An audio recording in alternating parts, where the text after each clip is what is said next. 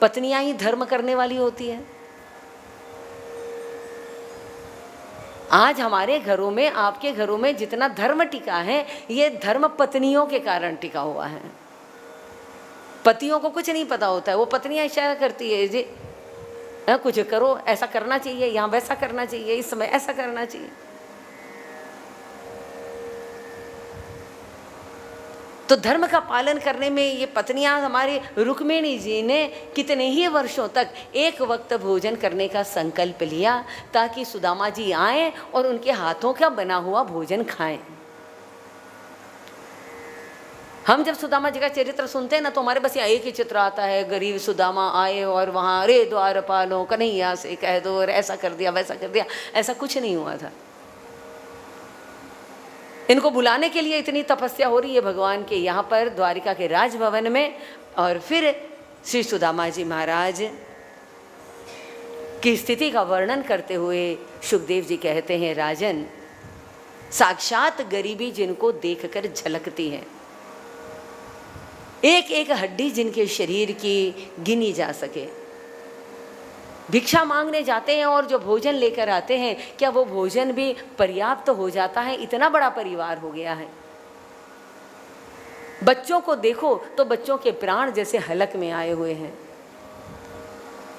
विप्र सुदामा बसत हैं सदा अपने धाम, भिक्षा करी भोजन करे, हिय जपे हरि नाम, ताकि पत्नी पतिव्रता गहे वेद की रीत, सरल सुबुद्धि और सुशील, पति सेवा सो प्रीत। पत्नी का नाम है सुशीला, यथा नाम तथा गुण भी है। जब ये भिक्षा लेकर घर पे आते तो सबसे पहले बच्चे जो भूखे रहते, सुबह से इंतजार कर रहे थे कि कब पिताजी आएंगे, उन बच्चों को भोजन करवा देते। ऐसा एकाधा ही दिन होगा जब भोजन उनके लिए बचता हो, सुदामा जी के लिए और सुशीला के लिए। अगर कुछ बच जाता तो वो प्रभु का प्रसाद समझकर स्वीकार कर लेते, और नहीं तो भजन करते करते, प्रभु की कथा का स्मरण करते करते कथा कहते सुदामा जी महाराज, सुशीला सुनती, और भूखे ही दोनों पति पत्नी नित्य ही एकादशी, हर दिन जिनके यहाँ एकादशी ही हुआ करते थे। एक बार इतना भयंकर तूफान आया, इतना प्रकोप हुआ और इतनी बरसात हुई घमासान कि जब सुदामा जी महाराज गए तो 3 दिन तक वापस घर पर नहीं लौटे। एक बार भी सुशीला ने सुदामा जी के साथ कोई शिकायत नहीं, कोई आदेश नहीं, ना डाइवोर्स लेने की कोई धमकी दी। पति जैसा रखे वैसा पत्नी के रहने का धर्म। भगवान कृष्ण भी ये समझा रहे थे, लूला हो, लंगड़ा हो, चाहे क्रोध करता हो, चाहे कुछ हो, लेकिन पत्नी अपना धर्म ना छोड़े। उसके कर्मों का फल, अगर वो कर्म ही गलत कर रहा है तो उसके कर्मों का फल तो उसको मिलना ही मिलना है। पर अगर तुमने अपना पति धर्म नहीं छोड़ा तो तुम्हें जो धर्म का फल मिलना है वो जरूर मिलेगा। और पत्नियों के धर्म से ही तो पति का धर्म चलता है, इसलिए पति पत्नी के बीच में धर्म शब्द आता है। पर इसका मतलब ये भी नहीं है कि पति अधर्मी ही रहे, एकदम वो शराब पीता रहे, वो रोज मारता रहे और पत्नी उसको सहन करती रहे, ये वो भी नहीं है।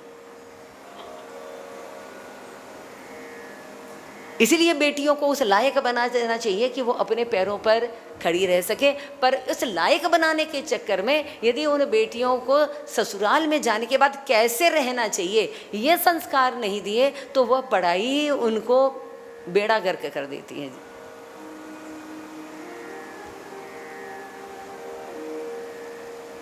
शिक्षा और संस्कार ये दोनों एक साथ 2 पंख हैं जिनको लगाकर उड़ना चाहिए जीवन में। हमें लगता है सिर्फ विज्ञान के भरोसे और शिक्षा के भरोसे और पैसे के भरोसे पर एक पंख से तो कोई पक्षी नहीं उड़ सकता है, तो आप कैसे उड़ जाएंगे।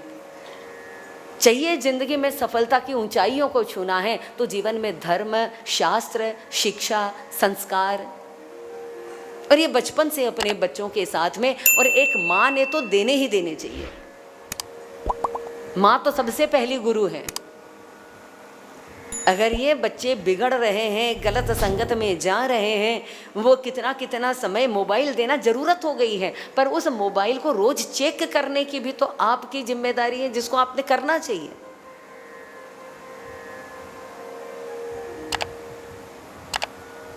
फिर जब रेप हो जाते हैं, फिर जब गलत हो जाते हैं, वो बच्चियाँ कैसे कपड़े पहन रही है, वो कितनी मर्यादा में रह रही है, यदि सही समय पर माता पिता, तो पता नहीं क्या हो गया है आजकल, बच्चों से क्यों डरने लगे हैं, यही मुझे समझ नहीं आ रहा। इसीलिए कभी कभी फॉरेन कल्चर मुझे बिल्कुल पसंद नहीं है, परंतु वहाँ माता पिता डरते तो नहीं है अपने बच्चों से। उन्होंने एक अलग ही सिस्टम निकाल लिया कि बच्चों की जिम्मेदारी नहीं लेना, बच्चों को अलग ही कर दो। हम वो तो कह ही नहीं रहे, वो तो हमारी संस्कृति कहती नहीं है, पर बच्चों से डर कर उन बच्चों को मनमानी करने देना, ये तो संस्कृति को समाप्त करने का काम है। इसीलिए बचपन से इन बच्चों को गीता सिखाना शुरू करिए। उस दिन वो छोटा बच्चा आरती गा रहा था, इसी बच्चे को गीता सिखाना शुरू कर दीजिए, आपके पूरे कुल का ही कल्याण हो जाएगा। ये मैं समझिए बहुत छोटा है, 7 साल की उम्र तक बच्चा सब कुछ सीख सकता है, कितनी ही भाषाएं सिखा लो, कुछ भी सिखा लो। 7 साल के बाद उसके ग्लैंड का डिटीरियोरेशन थोड़ा थोड़ा शुरू हो जाता है।